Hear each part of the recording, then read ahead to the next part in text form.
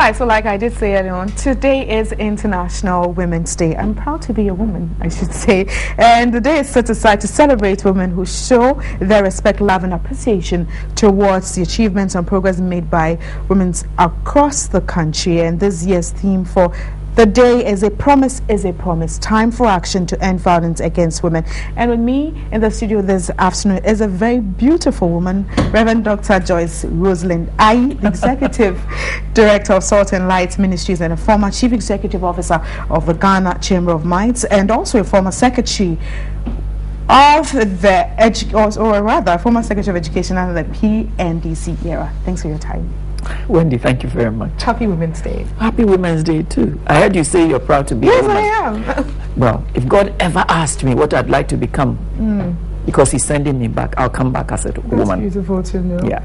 Now, let's look at the issues that has to do with women. We tend to hear or do see a lot of lip service when it comes to issues associated with women. What do you make of it? Well, it has to be all things about human nature, human behavior must be seen as progressive. But having said that, there are certain things that cannot wait. And part of that, for example, is what this year's theme talks about. Violence against women. Now, violence against women is not only when we are beaten. Violence against women can also be seen in the deprivation of women when it comes to certain extremely basic rights. For example, the UN says that 1.3 billion of the world's poorest people are women.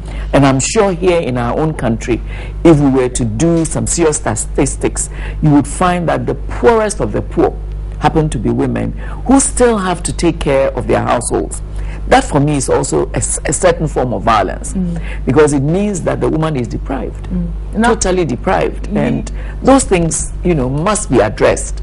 You have dealt, or you're still dealing with, a number of women. Yeah. From your very own point of view, are you seeing any indication that we're making headway or even achieving results when it comes to issues involving women? I think progress is being made. At least one thing that we can say here in Ghana, which doesn't happen in some European countries, is that women get paid the same as men for the same qualification, which is a big plus.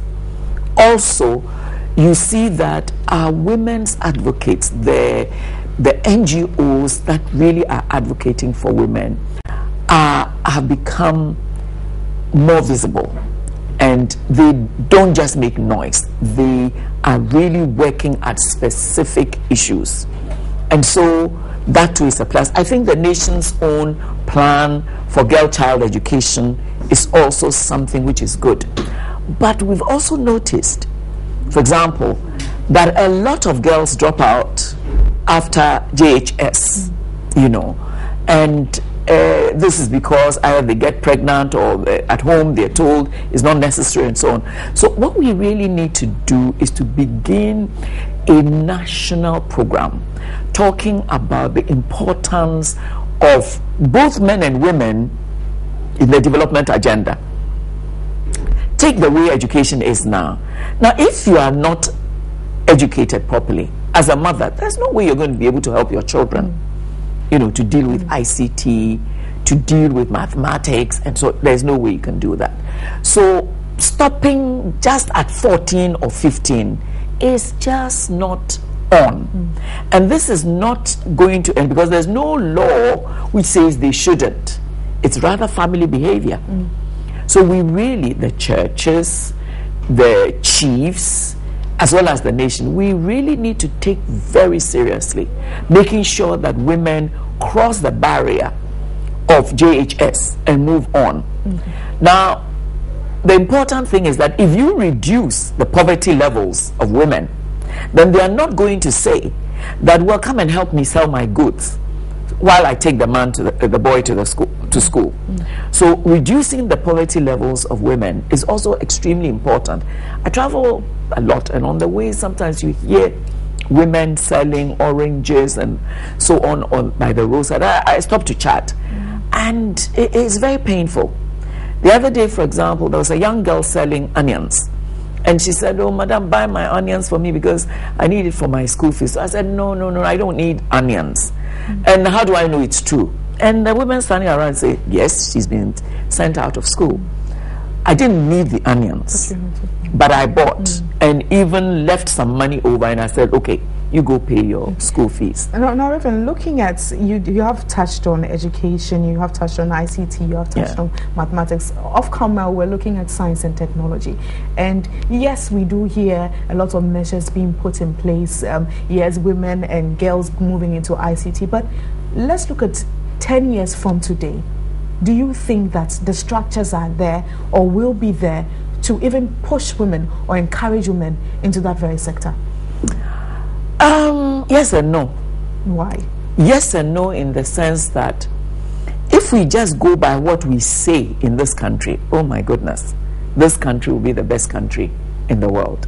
But you know what we say and what we do don't usually match. If you look at the educational structures, you will find that even in urban areas, there are some schools which will never benefit from some of these things we're thinking about, and then move to the rural areas, and it's even more difficult.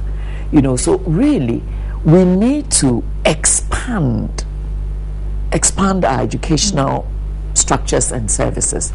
We need to make sure, for example, that in the rural areas where, for example, electricity is not immediately available, that we can either use solar panels or little generators to make sure that access to ICT and so on become real, not just what is on paper. I know the Ministry of Education organizes science retreats for girls, but if the retreat is going to bring only 100 and something girls, even 2,000 girls is not enough. Even 4,000 girls is not enough. What we should do is really expand it, and the planning is important. Why should everybody be brought to Accra? Or why should everybody be sent to Kumasi? What are we doing at some of our district centers so that each district can organize such a retreat? And I don't think it will be difficult if it is decided that some of these science and technology retreats, some of these ICT retreats will become district issues. If they are district issues, then you will see that many more people will benefit from it. If it becomes a national issue, not many. But are we ready as a country to take We have to be ready. This is 2013. It's not a question of readiness. Do we have the political will? Will we put our monies where our mouths are? That is important, because when you don't have enough money, you have to prioritize. Yes, but when you put value on education, the nation benefits. Education is expensive, but in the long run, the nation benefits entirely from it, because an educated population will behave very differently, will work differently, productivity will change. I tell people, if you want to be a charcoal burner and you have science and technology as part of your education, you'll burn the charcoal much better than somebody who doesn't. So it's very important, if you want to be a trotro driver and you are very educated. These days cars are becoming more digital, and you are very well educated. You know how to treat your car. Yes. So education is vital, and we have to spend money on it. And focusing on this year's theme, it is a promise, time for action to end violence against women. Violence against women is not going away. We have been talking about it. Does it look like we're taking action, or we haven't done anything? Through DOVSU we're taking action, but let me also mention, you see, the family, or let's say the cultural aspects, really are not helping us. Your husband beats you, you report the matter to the police, and the family already comes, why are you washing your dirty linen in pub? Why are you doing that? And you shouldn't do that. After all, a few beats will not harm you, and so on. I know a situation where a lady had been receiving a lot of violent beatings from the husband. Anytime she reported the matter, she was told, to be patient. In fact, the matter even went to church, and church said, well, you are supposed to submit, and so on. You know what happened? And this is a real story. It happened in the 80s. They were living at the estates near Medina, what is it called? Redco Flats. They had a fight. The boy pushed her from the top floor, and she died.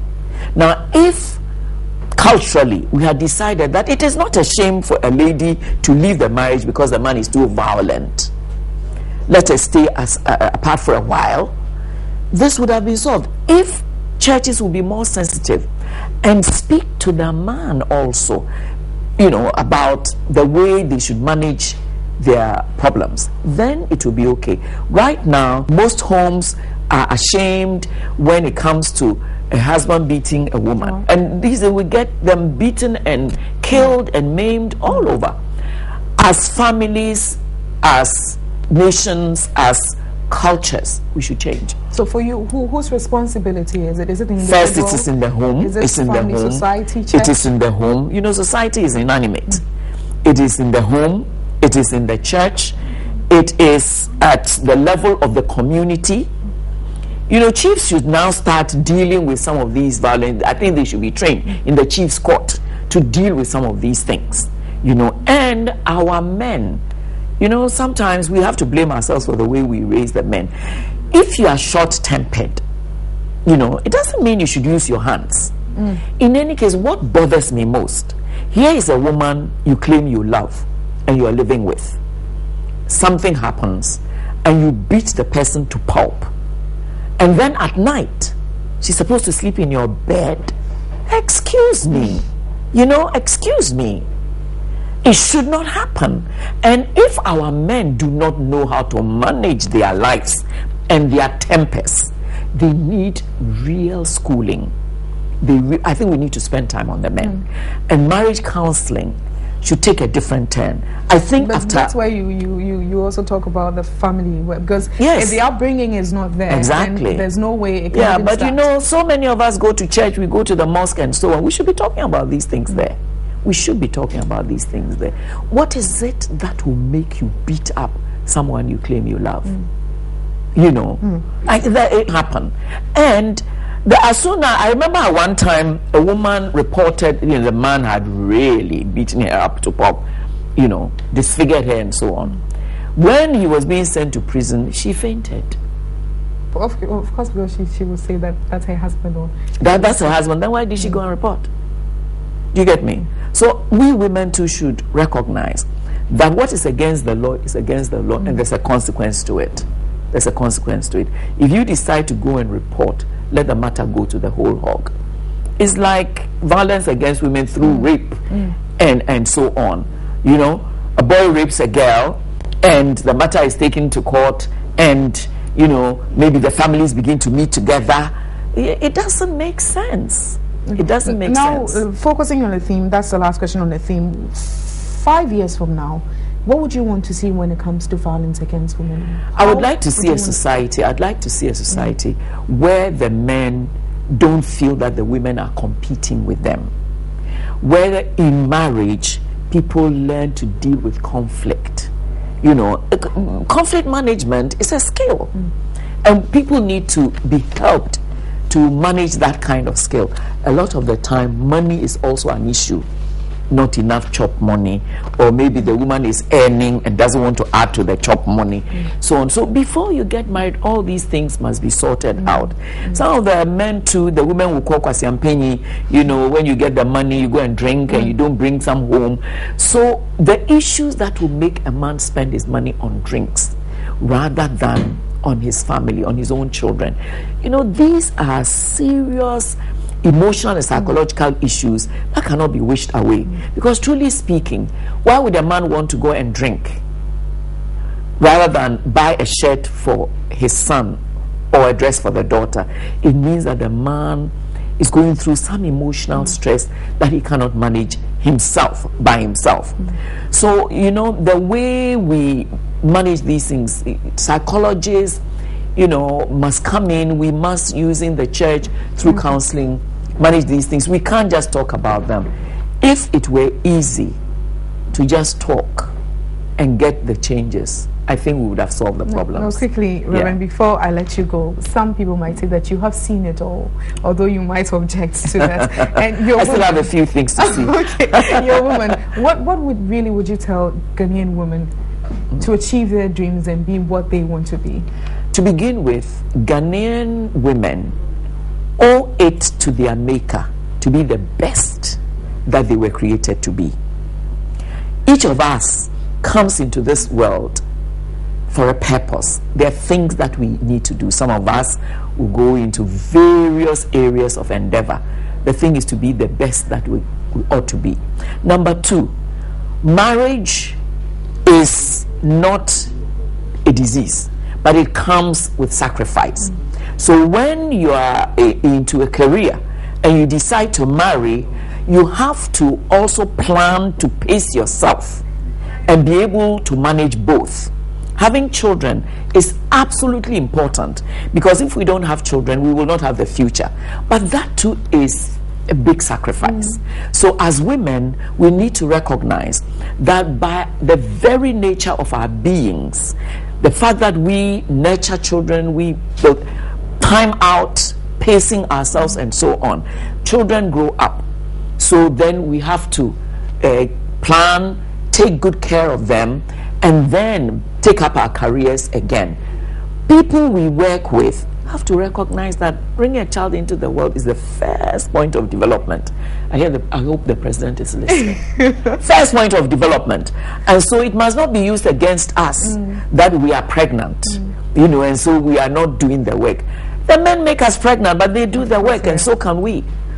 Well, thank you very much, Reverend Dr. Joyce Rosalind. She's Executive Director of Salt and Light Ministries, and we're looking at International Women's Day. Today is International Women's Day. A happy day to all women. I can see our business Uncle Anikia moving her thumbs up in her hands. Well, congratulations to all women. Midday Live continues.